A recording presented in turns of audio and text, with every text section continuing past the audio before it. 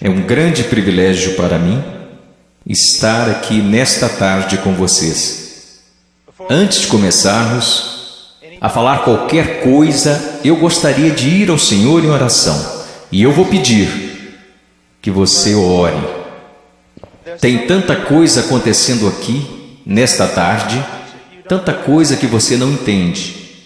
Mas eu lhes direi de onde eu estou vindo.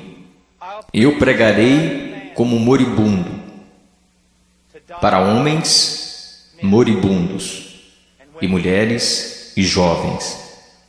E eu vou pregar como se eu nunca mais fosse pregar novamente. E eu lhes direi coisas que vocês irão entender errado. E eu lhes direi coisas que eles deixarão tão nervosos comigo. E eu lhes direi coisas que vocês negarão. E eu lhes direi coisas e vocês dirão que eu não tenho o direito de lhes dizer o que estou dizendo. Mas antes de você chegar a qualquer conclusão sobre o que está sendo dito aqui nesta tarde, faça a si mesmo uma pergunta. Veja, pregar é uma coisa muito perigosa. É perigoso para mim, pois a Bíblia diz que sobre falsos mestres virá grande condenação. Se o que eu lhes disser hoje não for verdade, eu estou encrencado e por isso tenho que fazê-lo com temor e tremor, porque eu estarei condenado diante de Deus. Mas se o que eu disser para vocês hoje for verdade, então são vocês que têm motivo para temer e tremer. Porque se eu interpretar corretamente esta passagem das Escrituras que eu lhes darei, será como se Deus estivesse falando através de um homem. E seu problema não será comigo, será com Deus e sua palavra.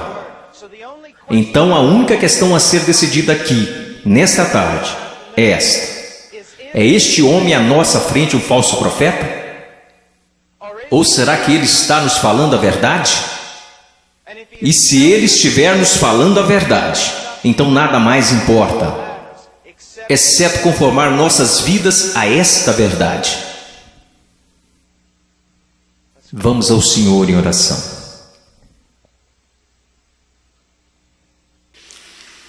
Pai,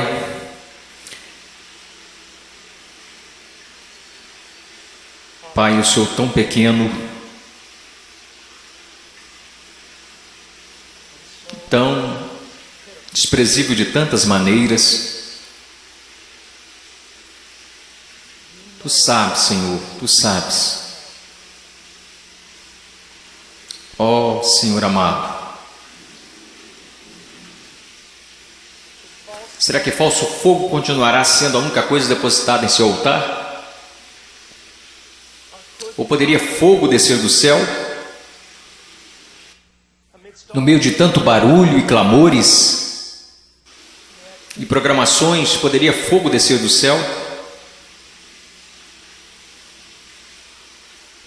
Podem esses ossos secos voltar a viver? Tu sabes, Senhor. Em Tua soberania eu oro e imploro ante ao trono de Deus, que sejas gracioso para conosco. Que o Senhor abra corações e mentes. Senhor, não podemos contar com que eles os abram, eles nunca o farão. Abra seus corações e mentes e faça com que eles vejam a verdade bíblica. Sopre sobre eles, conceda arrependimento, conceda fé. Traga-os ao Teu reino, Senhor. Para a Sua glória, pelo Seu grande nome, realize estas coisas. Senhor, como o irmão falava, que seja, Senhor, de tal forma que nenhum homem obtenha crédito, que nenhum homem ponha a mão na arca do Senhor e se pôr que caia morto, Senhor. Ó Deus, faça-se presente entre nós, por favor, pois não temos outra esperança, não temos nenhuma outra esperança. Estas crianças não têm outra esperança, a não ser que o Senhor haja. Amém. Estarei ensinando em Mateus capítulo 7. Se vocês têm suas Bíblias, sigam-me. Mateus capítulo 7, versículo 3, Jesus disse: entrai pela porta estreita, porque larga é a porta, espaçoso o caminho que conduz à perdição, e muitos são os que entram por ela. E porque estreita é a porta e apertado o caminho que leva à vida, e poucos há que a encontrem. Acautelai-vos, porém, dos falsos profetas que vêm até vós vestidos como ovelhas, mas interiormente são lobos devoradores. Por seus frutos conhecereis. Porventura colhem-se uvas dos pinheiros ou figos dos abrolhos? Assim toda árvore boa produz bons frutos, e toda árvore má produz frutos maus. Não pode a árvore boa dar maus frutos, nem a árvore má dar frutos bons. Toda árvore que não dá bom fruto corta-se e lança-se no fogo. Portanto, pelos seus frutos os conhecereis. Nem todo que me diz, Senhor, Senhor, entrará no reino dos céus, mas aquele que faz a vontade de meu Pai que está nos céus. Muitos me dirão naquele dia: Senhor, Senhor, não profetizamos nós em teu nome, e em teu nome não expulsamos demônios, e em teu nome não fizemos muitas maravilhas? E então lhes direi abertamente: nunca vos conheci. Apartai-vos de mim, vós que praticais a iniquidade. Todo aquele, pois, que escuta estas minhas palavras e as pratica, semelhá-lo-ei ao homem prudente, que edificou sua casa sobre a rocha, e desceu a chuva e correram rios, e assopraram ventos e combateram aquela casa, e não caiu, porque estava edificada sobre a rocha.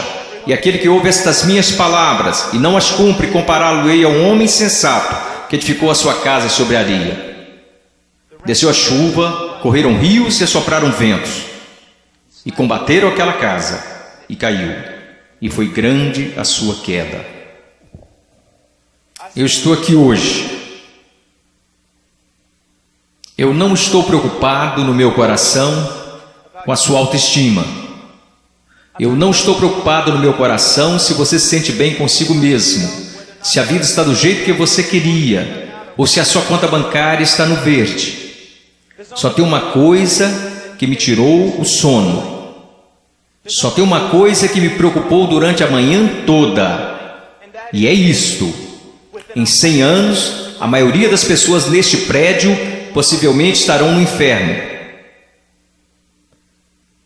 E muitos que até mesmo professam Jesus Cristo como Senhor passarão a eternidade no inferno. E você diz: pastor, como você pode dizer uma coisa como esta? Eu posso dizer uma coisa como esta, pois eu não realizo meu ministério na América. Eu prego a maior parte do tempo na América do Sul, África e leste europeu. E eu quero que você saiba que quando olham para o cristianismo americano, ele é mais baseado em uma cultura sem Deus do que na palavra de Deus.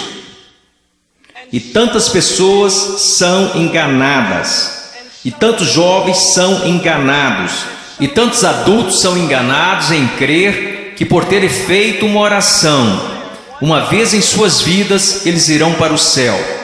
E então, quando eles olham ao redor e veem outros que confessam a Cristo, e veem essas pessoas tão mundanas quanto o mundo, e comparam-se uns com os outros, nada perturba seus corações.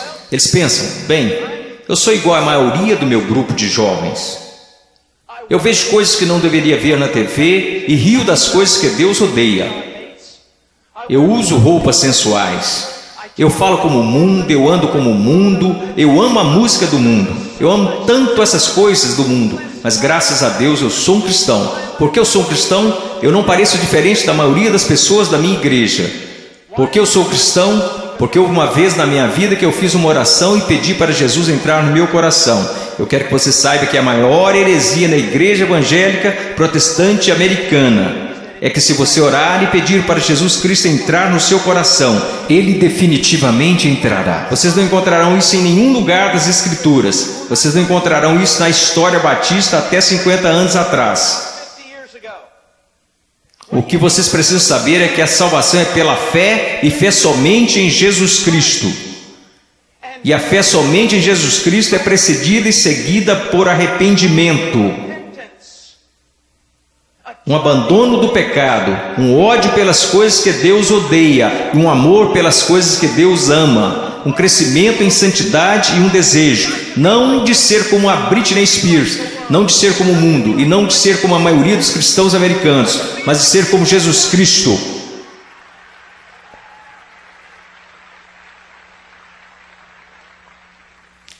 Eu não sei porque vocês estão aplaudindo, eu estou falando de você.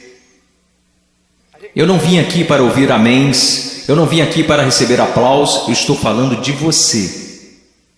Muitas vezes as pessoas vêm a mim e dizem: eu adoraria segui-lo até a Romênia, adoraria segui-lo à Ucrânia, eu adoraria pregar onde você prega e onde plantou igreja no Peru, na floresta. E eu digo: não, você não iria. Eles dizem: sim, eu iria. E eu digo: não, você não iria, porque você seria expulso da igreja de lá. O que precisamos ver? Eu não estou querendo ser duro apenas para ser duro. Vocês têm noção de quanto amor é necessário para ficar na frente de 5.000 pessoas e dizer que o cristianismo americano é quase completamente errado? Você sabe o que vai me custar nunca mais ser chamado para algo assim?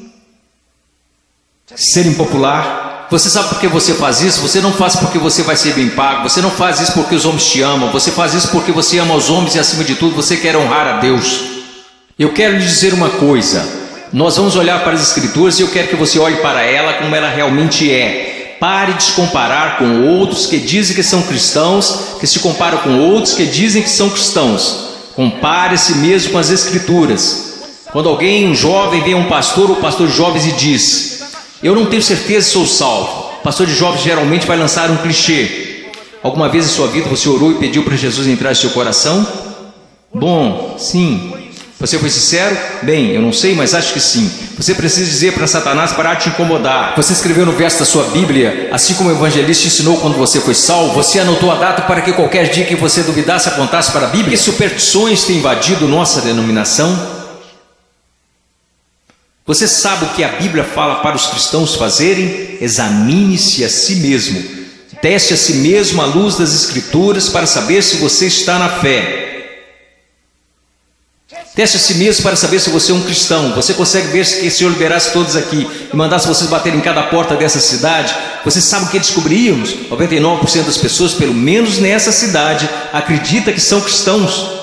Se você voltar para a sua cidade natal e bater em cada porta de cada casa, porque eu voltei para a minha cidade natal, quando fiz salvo e bati em cada porta, e você sabe o que eu descobri? Todo mundo na minha cidade é um cristão.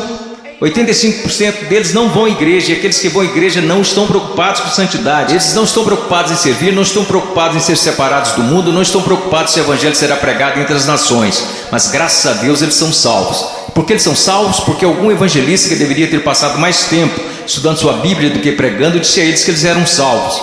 E ele disse isso para que depois pudesse gabar de quantas pessoas se converteram no seu próximo avivamento. E eu amo vocês. E existem homens aqui que amam vocês. E eu quero ir às Escrituras agora que eu choquei para a vida.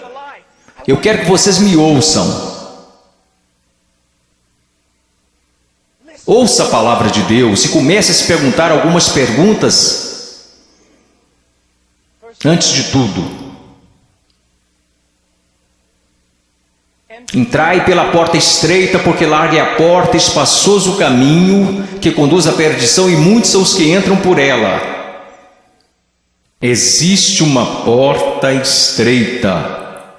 E sabe, historicamente, uma das razões pela qual sou um batista do Sul é porque os batistas do Sul sempre foram rápidos, enquanto outras denominações falharam em perceber isto. Os batistas do Sul sempre foram rápidos em perceber que é só uma porta. Só há um Deus. Só há um mediador entre Deus e os homens. Seu nome é Jesus Cristo, e não é uma questão de múltipla escolha. Não é como se todos os caminhos levassem a Roma. Como denominação, nós sempre ensinamos às pessoas o que Jesus ensinou às pessoas. Eu sou o caminho, a verdade e a vida, e ninguém vê ao Pai senão por mim. Então eu louvo a Deus por isso, que a única forma que qualquer ser humano nesta terra será salvo é por meio de Jesus Cristo. E ponto final. Porque você precisa entender que a Bíblia diz: todos pecaram e destituídos estão da glória de Deus, e vocês não têm ideia do que isso significa. Que nascemos totalmente depravados, odiando a Deus. Que nós nunca buscaríamos a Deus, nunca iríamos a Deus. Nós nos rebelamos contra Deus, quebrando toda a lei. Não é só uma questão de que você já pecou. A questão é: você nunca fez nada além de pecar. A Bíblia diz nos profetas que até as nossas maiores obras são como trapos de imundícia perante Deus. E por causa disso, você sabe o que merecemos? A ira de Deus, o ódio santo de Deus. E vocês dizem: espere um pouco, Deus não pode odiar ninguém, Deus é amor. Não, meu amigo, você precisa entender uma coisa: Jesus Cristo ensinou, os profetas ensinaram, os apóstolos ensinaram isto.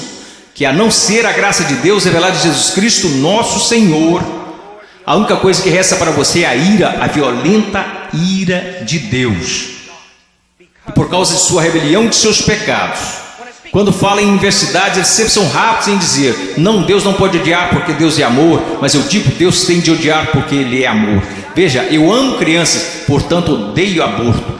Se eu amo o que é santo, devo odiar o que não é santo. Deus é um Deus santo, e isso é algo que os americanos esqueceram. Muitas das coisas que você adora fazer, Deus odeia. Você sabia disso? Ore por avivamento. Você vai para a reunião de jovens e quer que Deus seja, mas antes de ir você assiste programas na TV que Deus absolutamente abomina. E então você se pergunta por que o Espírito Santo não desceu sobre nós, e por que você tem que criar falso fogo e falso entusiasmo? Porque Deus não está presente. Deus é um Deus santo, e a única maneira pela qual eu e você poderíamos nos reconciliar com Deus santo é pela morte do Filho unigênito de Deus, quando ele foi pendurado naquele madeiro. Agora escutem, se você hoje é salvo, você não foi salvo porque os romanos judeus rejeitaram Jesus. Você não foi salvo porque eles colocaram uma coroa de espinhos na sua cabeça, nem foi salvo porque eles perfuraram o tórax de Jesus com uma lança. Você não foi salvo nem mesmo porque eles o pregaram na cruz. Você sabe por que você é salvo? Se você é salvo, porque quando Jesus Cristo estava pendurado naquela cruz, Ele levou os seus pecados, o pecado do povo de Deus, e toda a violenta ira de Deus que deveria ter caído sobre você, caiu sobre seu único filho. Alguém tinha que pagar o preço, alguém tinha que morrer. Foi Deus, o Pai, quem esmagou seu único filho, de acordo com Isaías 53, ao Senhor agradou moê-lo. As pessoas dizem: a cruz é um sinal de quanto o homem é valioso. Isso não é verdade. A cruz é um sinal de quão depravado nós realmente somos. Ele levou à morte o Filho único de Deus. A única coisa que poderia salvar pessoas como nós foi a morte do único Filho de Deus, sob a ira de seu próprio Pai, pagando o preço, levantando dos mortos, poderoso para salvar. Este é o Evangelho de Jesus. Agora, o que você é chamado para fazer? Você diz: entrar pela porta estreita. Como você faz isso? Jesus disse: o tempo é chegado, o reino de Deus se aproxima. O que você deve fazer? Em Marcos ele nos diz: arrependa-se e creia no Evangelho. Você diz: irmão Paul, eu fui salvo orando e pedindo para Jesus entrar no meu coração, e eu tenho certeza que você o fez, mas você não foi salvo por uma fórmula mágica, ou por causa de algumas palavras. Você foi salvo porque se arrependeu de seus pecados e acreditou. E não foi uma coisa isolada, você continua fazendo até hoje, porque Jesus, numa tradução mais correta deste verso, falou: o reino de Deus se aproxima, o tempo é chegado. Agora passem o resto de suas vidas se arrependendo de seus pecados e crendo em mim. Conversão não é como uma vacina. Ah, eu fiz isso, ou me arrependi, eu criei. A questão é, meu amigo, você continua se arrependendo de seus pecados? Você continua crendo? Porque aquele que começou boa obra em vocês também a terminará. Ele terminará. Nós, os batistas do Sul, pregamos que você deve ir por essa única porta, que é Jesus Cristo. Mas nós, batistas do Sul, esquecemos algo. E eu quero que pastores de jovens e outros líderes escutem-me, pois nós esquecemos um ensinamento muito importante do Evangelho. Diz que não só a porta é estreita, mas o caminho também é estreito. O que basicamente fazemos é conduzir uma pessoa a Cristo, ou conduzimos alguém a uma oração, e aí essa pessoa passa o resto da vida vivendo igual ao mundo. Se você quiser negar isso, eu posso trazer as estatísticas para te provar. Várias pesquisas, censos, qualquer tipo de pesquisa que você pensar, quando elas questionam a moralidade da igreja dos Estados Unidos da América em comparação com a moralidade daqueles que se consideram perdidos, as pesquisas não acham diferenças. Veja, esses são apenas dados, não tem nada a ver com interpretação religiosa, são estatísticas. Livros e mais livros têm sido escritos incessantemente por teólogos, filósofos, sociólogos e afins. O que está acontecendo na igreja?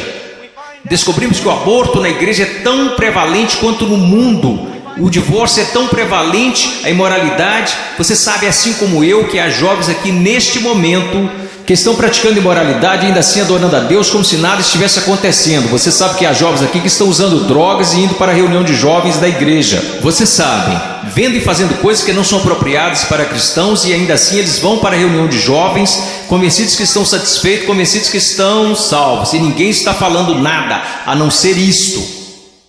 Eles são cristãos carnais. Eles são cristãos de verdade. Só são carnais. Esta é uma doutrina que começou no seminário batista, que não era um seminário dos batistas do sul, muitas décadas atrás. Essa doutrina não é bíblica e não é histórica. Meu caro amigo, ser cristão carnal não existe. Você diz, espere um pouco, irmão Paulo, 1 Coríntios capítulo 3, não sois porventura carnais? Paulo disse isso? Não, isso foi o que Paulo disse. Você precisa ler o livro todo para saber o que ele queria dizer. Um dos nossos problemas, juventude, escutem-me, a maior parte do nosso cristianismo é baseada em clichês que lemos nas camisetas cristãs. A maior parte do nosso cristianismo vem de músicos e não da Bíblia. A maior parte das coisas que a gente acredita ser verdade é ditado pela nossa cultura e não pela Bíblia. A Bíblia não ensina que uma pessoa pode ser um cristão genuíno e viver em constante carnalidade, perversidade, pecaminosidade todos os dias de sua vida. Mas a Bíblia ensina que o cristão genuíno recebeu uma nova natureza. O cristão verdadeiro tem um pai que o ama, que o disciplina, cuida dele e que se importa com ele. Meu coração está quebrantado porque você sabe tanto quanto eu, jovens. Não sejamos hipócritas, não vamos esconder a verdade. Há muita gente assim, você os conhece, você pode ser um deles, ou ao menos sabe que tem um no seu grupo de jovens. Eles vão às reuniões, eles fazem todas as coisas, mas em seus corações eles são tão depravados quanto se pode ser. Não há diferença, não há luz. Tudo que o mundo faz, eles também fazem, está tudo bem assim. Meu amigo, isso não é cristianismo. Não estão correndo perigo de perder o galardão, eles estão correndo perigo de ir para o inferno. Eles não conhecem a Deus. O que nós ensinamos? Quando foi a última vez que você ouviu alguém falar que não existe apenas uma porta estreita, mas também um caminho estreito? Jesus indica que um dos principais sinais para saber se você é um cristão de verdade é se você anda no caminho estreito. Você sabe qual é o sinal para saber se você é um cristão na América? Você fez uma oração uma vez? Não é incrível? O que você se pergunta quando duvida da sua salvação? Se você fez uma oração de salvação uma vez, o que as Escrituras ensinam? Examinai-vos e provai a vós mesmos para saber se realmente estáis na fé, porque um cristão será diferente. Estou dizendo que um cristão é sem pecado? Não, porque aprendemos em 1 João que os cristãos pecam. Se dissermos que não conhecemos o pecado, então não conhecemos a Deus, não andamos na luz. Então qual é a diferença? Onde eu quero chegar? Eu estou chegando até aqui. Se você é genuinamente um cristão nascido de novo, um filho de Deus, você andará pelo caminho da justiça, como estilo de vida. E se você se desviar desse caminho de retidão, o Pai virá até você. Ele irá discipliná-lo, ele o colocará de volta naquele caminho. Se você professa que entrou pela porta estreita, mas continua andando pelo caminho largo, assim como todos da sua escola, assim como todos que são carnais e depravados, a Bíblia quer que você saiba que você deveria ficar terrivelmente amedrontado, porque você não conhece a Deus. Eu temo homens que passam a maior parte de suas vidas dizendo às outras pessoas que elas são salvas. Eu tenho medo de você se você já fez isso. Você não diz às pessoas que elas são salvas, você as diz como serem salvas. Deus as diz se elas são salvas. O que nós esquecemos de acreditar é que a salvação é uma obra sobrenatural de Deus. E aqueles que estão sendo genuinamente convertidos e regenerados pelo poder do Espírito Santo serão novas criaturas. A Bíblia diz, pelo que se alguém está em Cristo, nova criatura é. Então nós encontramos aqui nas Escrituras que há uma porta estreita e um caminho estreito. Estamos indo para o versículo 15. Acautelai-vos, porém, dos falsos profetas que vêm até vós vestidos como ovelhas, mas interiormente são lobos devoradores. Por seus frutos os conhecereis. Uma das coisas que você precisa entender é isto, uma coisa que um homem sábio me disse há muito tempo: Paul, seu melhor amigo é aquele que te diz as maiores verdades. Nos Estados Unidos da América, nós nos tornamos tão cheios de não me toques que ninguém pode nos repreender.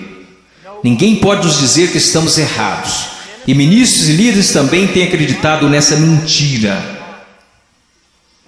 Nós não queremos ofender, nós queremos ser amigáveis. O que você precisa entender é que só um amigo verdadeiro, seu nome é Deus. E se você quer ser amigo de alguém na sua igreja, você precisa ser amigo de Deus. E você precisa estar mais preocupado com a glória de Deus do que você está com as atitudes dos homens. E outra coisa que você precisa entender é que a pessoa que te ama mais é a que vai te falar as maiores verdades. Uma das grandes marcas diferenciais de um falso profeta é que ele sempre vai falar o que você quer ouvir. Ele nunca vai estragar a festa. Ele vai fazer você continuar batendo palmas, pulando, vai fazer você ficar atordoado, ele vai te manter entretido, ele te apresentará um cristianismo que fará a sua igreja parecer um parque de versões de Jesus. E te manterá tão entretido que você nunca se preocupará com grandes assuntos como este. Deus está agindo em minha vida? Eu estou crescendo em santidade? Eu realmente nasci de novo? Escutem-me, se todos nessa cidade acreditam que são salvos, nós sabemos que isso não é verdade pelas Escrituras, porque a Bíblia diz que poucos vão entrar. Como você sabe que você é salvo? Como você realmente sabe que é salvo? Porque alguém te disse? Porque você fez uma oração?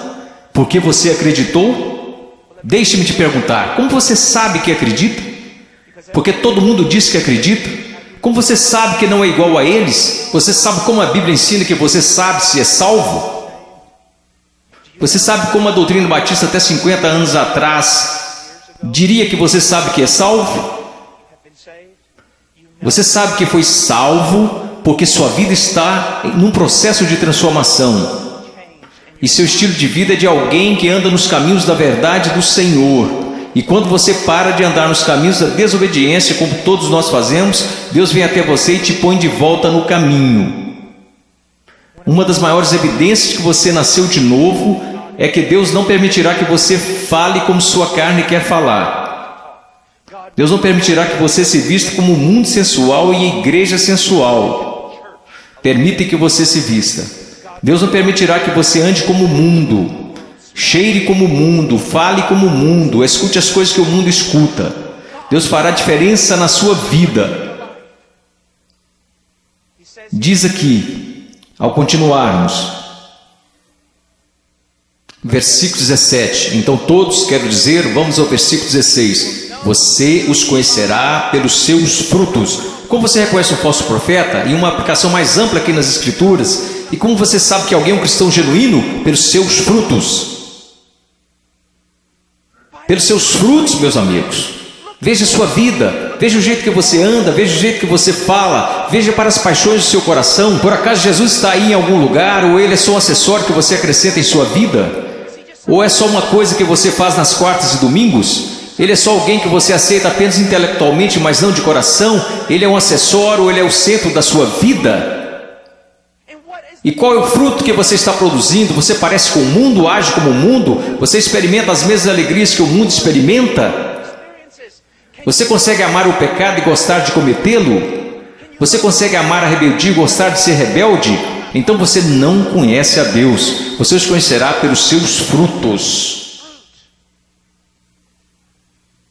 Deus tem o poder para mudá-los. Imaginemos por um momento Jesus ensinando esta passagem. E você está lá ouvindo. E ele olha para você e diz: espinhos, espinhos. Você acha espinhos em figueiras? E você diz: é claro que não, Jesus. Você não é um agricultor, você não é um fazendeiro, você é um carpinteiro, mas todo mundo sabe, Jesus, você não encontra espinhos numa figueira. Então deixe-me fazer outra pergunta. Você encontra figos bons, frutos em espinheiros? É claro que não, Jesus, isso é loucura. Quer dizer, você nunca vai achar espinhos numa figueira e também nunca encontrará figos num espinheiro. Jesus, se me disserem que isso é possível, pode tomar nota. Ou essa pessoa é louca ou é mentirosa. Então Jesus lhe responde: muito bem.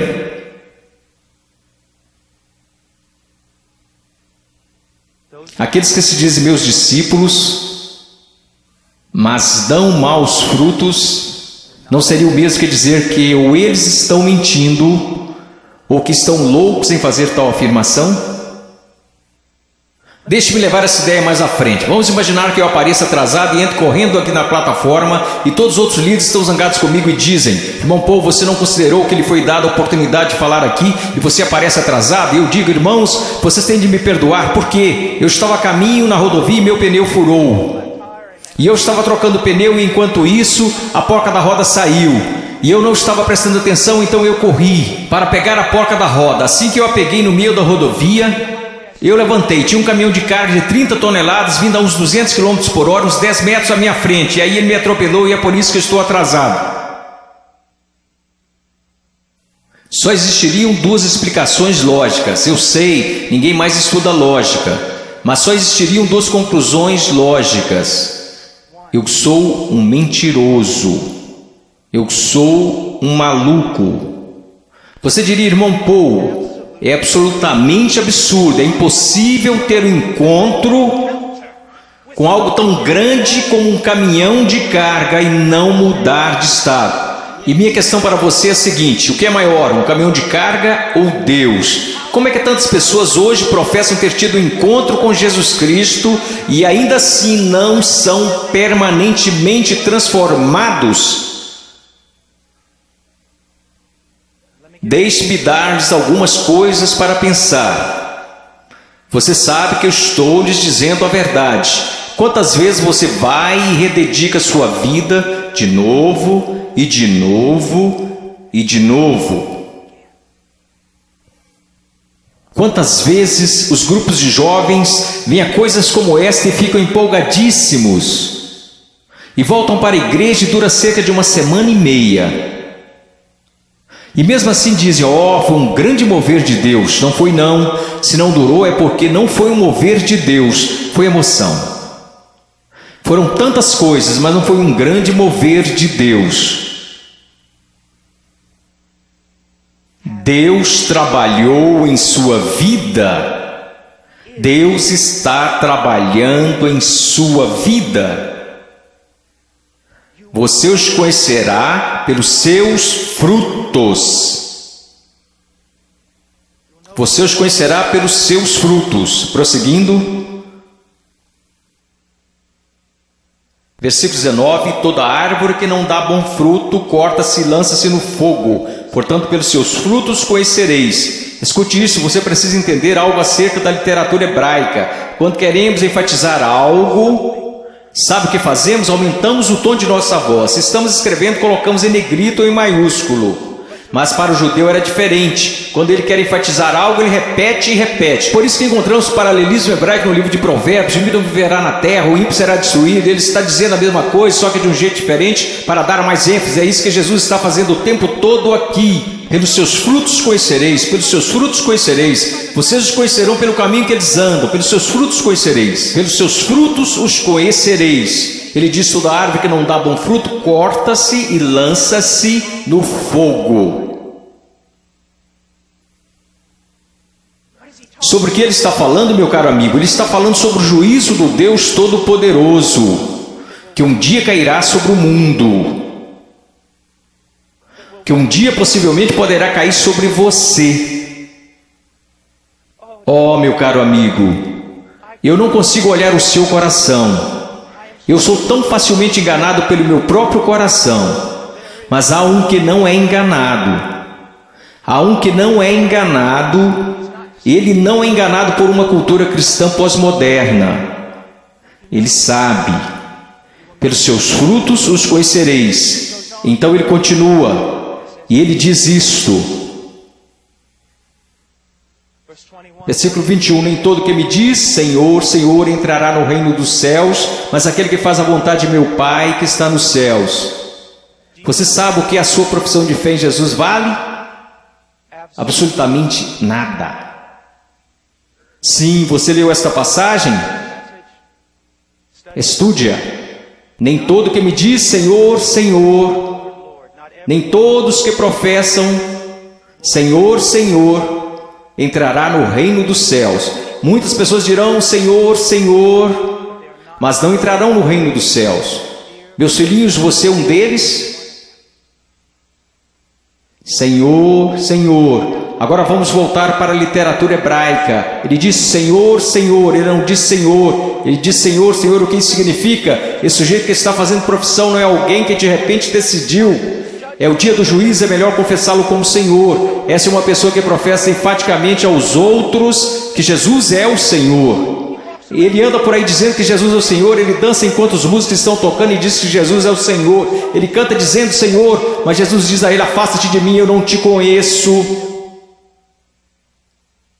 Billy Graham é uma das pessoas mais amáveis e bondosas, e ainda assim ele diz que a maioria das pessoas das igrejas confessionais estão perdidas.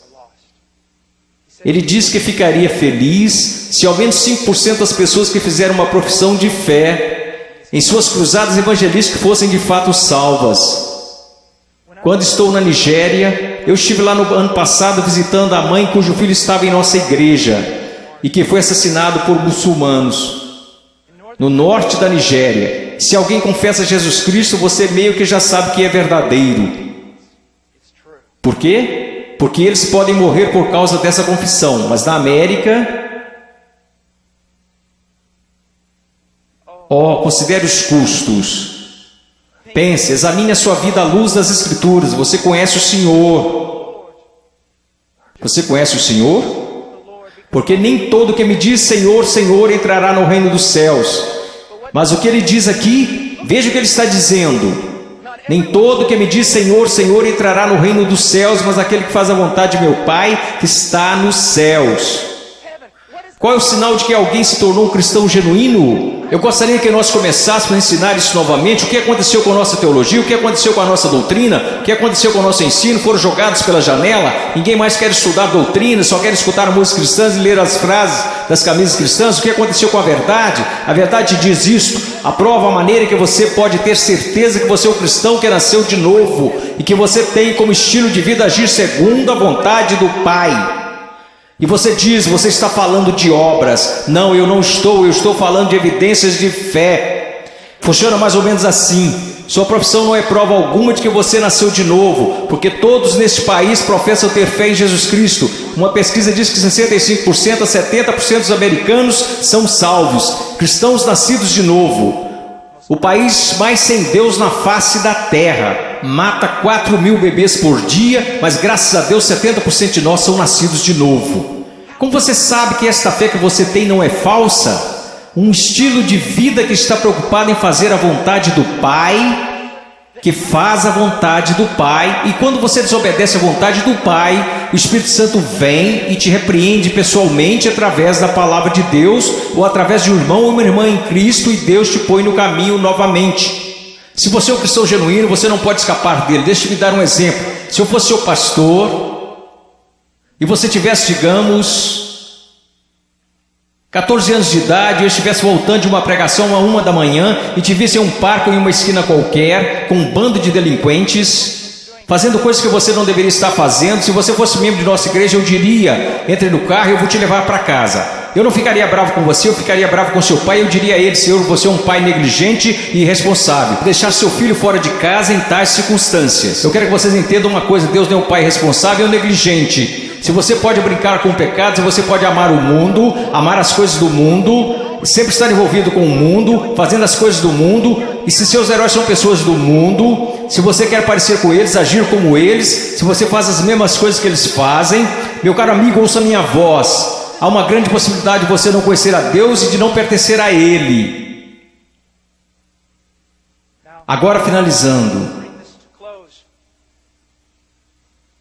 Versículo 22. Muitos me dirão naquele dia: Senhor, Senhor, não profetizamos nós em teu nome não expulsamos demônios, em teu nome não fizemos muitas maravilhas? Então lhes direi abertamente: nunca vos conheci.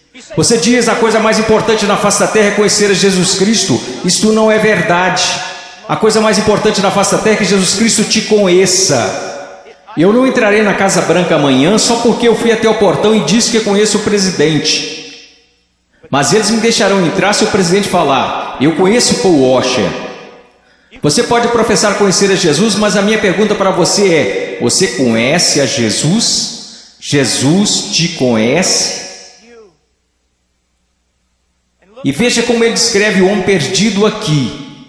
Ele diz: apartai-vos de mim, vós que praticais a iniquidade. Em grego, anomia.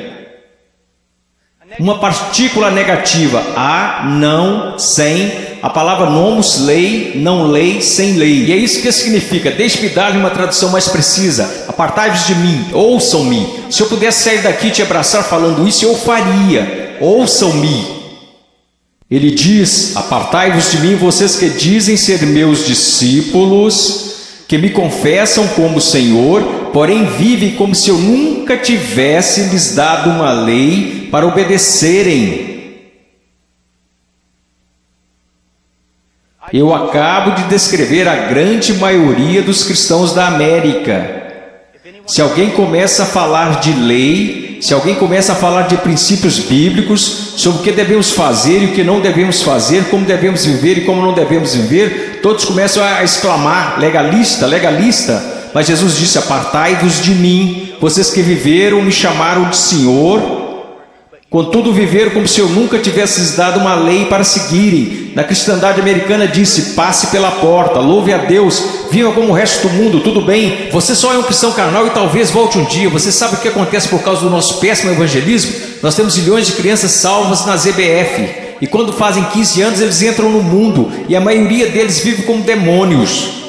E quando estão por volta de 30 anos, eles voltam e rededicam suas vidas. Talvez eles tenham acabado de ser salvos. Porque, amigos, é mais do que você contar a alguém que você é salvo. Porque sabe que Jesus é Senhor.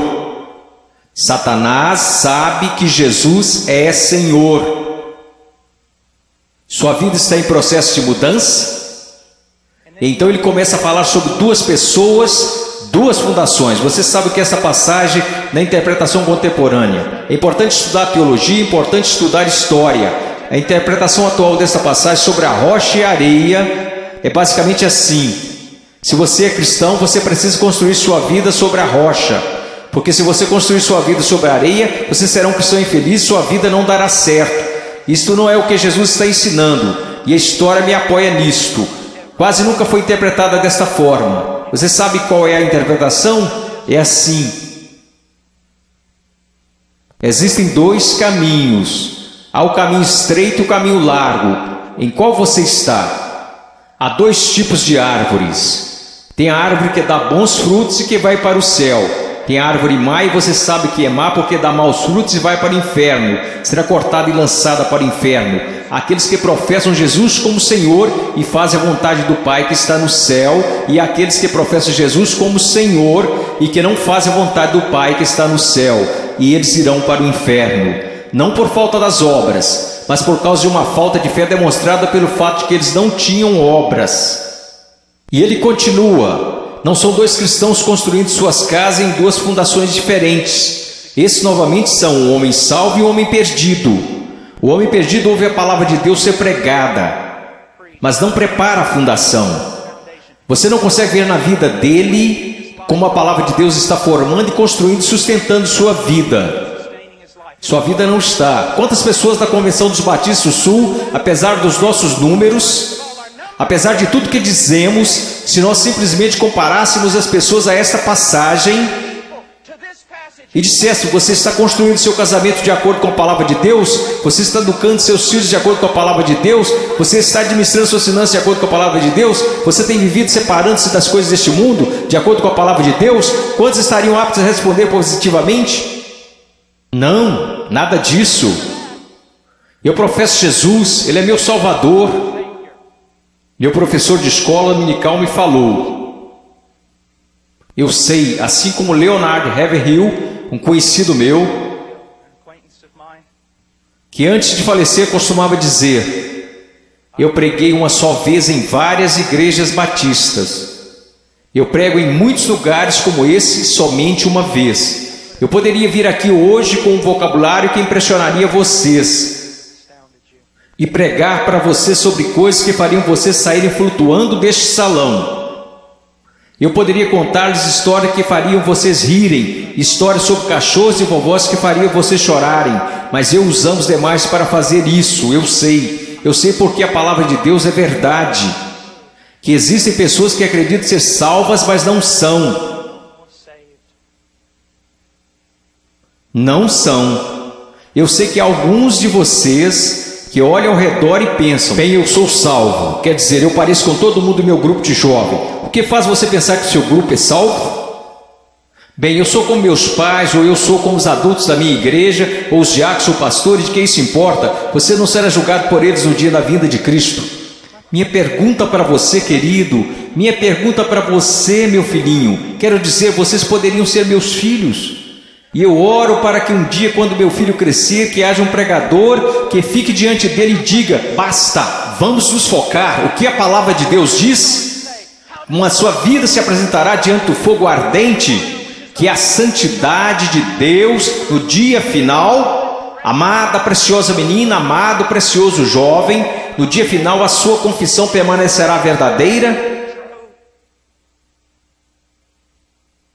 Você é salvo. E eu não estou falando de bem, eu acho que sou salvo. Sabe, é o caminho que ao homem parece direito, mas o fim deles são os caminhos da morte. Bem, eu sinto do fundo do meu coração que sou salvo. Então deixe-me fazer outra pergunta. Você alguma vez já leu que enganou seu coração? Quem o conhecerá? Você não deveria ir ao testemunho das Escrituras? Bem, eu sei que sou salvo, pois minha mãe, meu pai, meu pastor, todos me disseram que sou salvo. Então eu te digo isto: o que a palavra de Deus te diz? Nós falamos tanto sobre ser cristãos radicais. Cristãos radicais não são pessoas que pulam em shows. Cristãos radicais não são pessoas que usam camisas gospel. Cristãos radicais são aqueles que carregam os frutos do Espírito Santo. Cristãos radicais são aqueles que respeitam e honram seus pais, mesmo quando sentem que seus pais estão errados. Cristãos radicais são aqueles que não...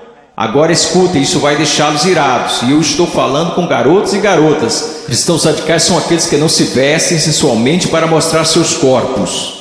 Se sua vestimenta é um chamariz apenas para o seu rosto, Deus se agrada da sua vestimenta. Sua vestimenta é um chamariz para o seu corpo, isso é sensual, e Deus odeia o que você está fazendo.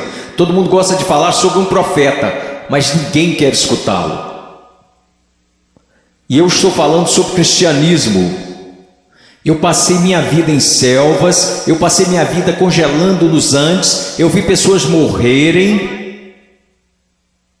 Um garotinho, Andrew Maiman, os muçulmanos atiraram 5 vezes o seu estômago e o deixaram morrer na calçada, simplesmente porque ele exclamava: eu estou com tanto medo, mas eu não posso negar a Jesus Cristo.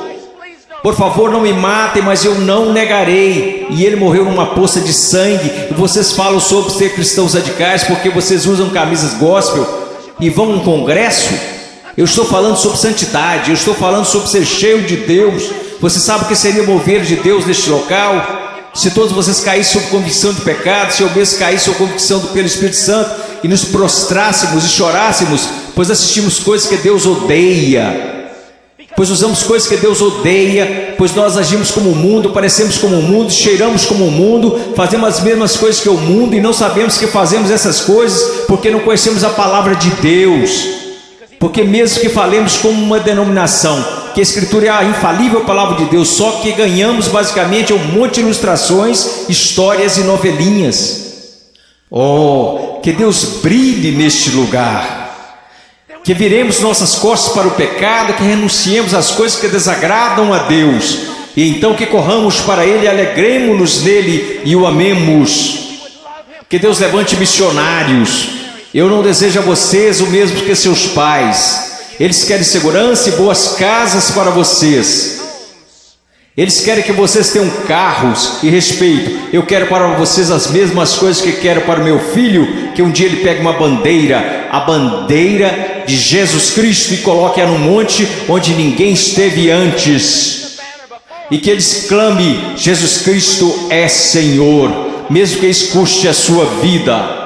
Se quando ele tiver 18 anos me disser as mesmas coisas que eu disse quando era jovem: eu vou para os montes, eu vou para a selva, e as pessoas disseram: você não pode ir, você está maluco, é uma guerra lá, você vai morrer. Eu vou. Quando aquele rapaz colocar sua mochila nas costas, eu vou orar por ele e dizer: vá, vá, Deus seja contigo, e se você morrer, meu filho, eu te vejo do outro lado e honrarei sua morte.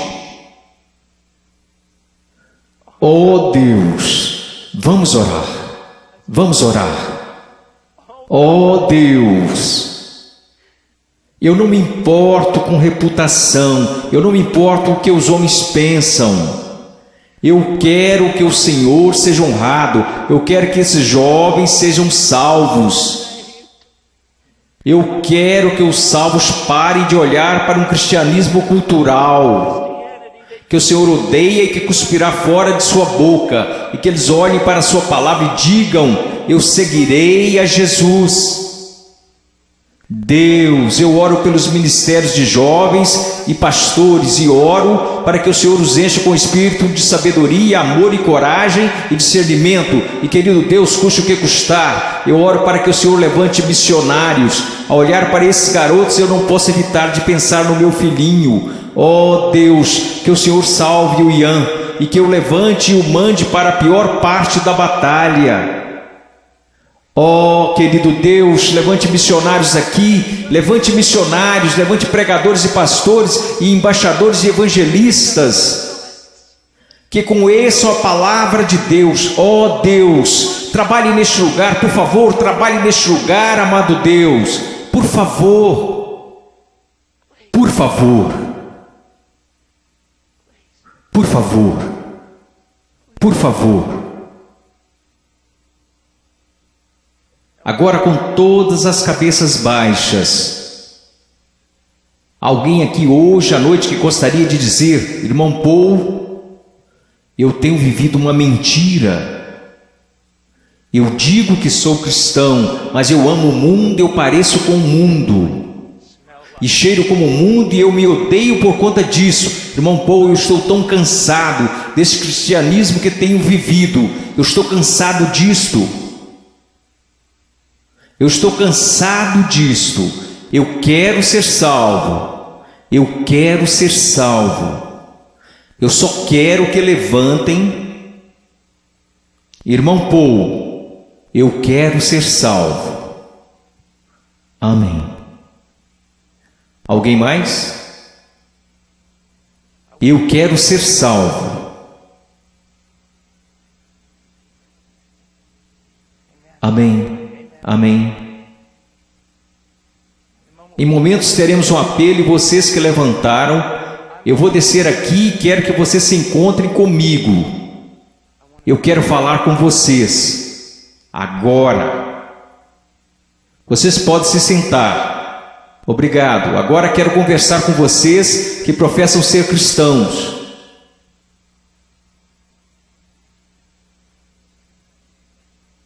Sua vida honra a Jesus Cristo? Você está olhando em sua palavra para descobrir como deve viver? Eu oro de todo o coração. A única coisa que irá salvar a igreja na América, só há duas possibilidades. Uma é uma reforma total em nossas pregações, de nosso estudo da palavra de Deus, e a outra é uma perseguição feroz e horripilante. Essa é a única coisa que irá salvar a igreja na América. Eu oro para que vocês retornem à palavra. Eu oro, ouçam-me jovens, vocês precisam dizer: ok, como eu devo proceder perante meus pais? Vá à palavra, descubra, obedeça. Como devo me vestir? Vá à palavra, descubra, obedeça. Como devo falar? O que devo escutar? Ponha cada pensamento, palavra e ato em sujeição a Jesus Cristo.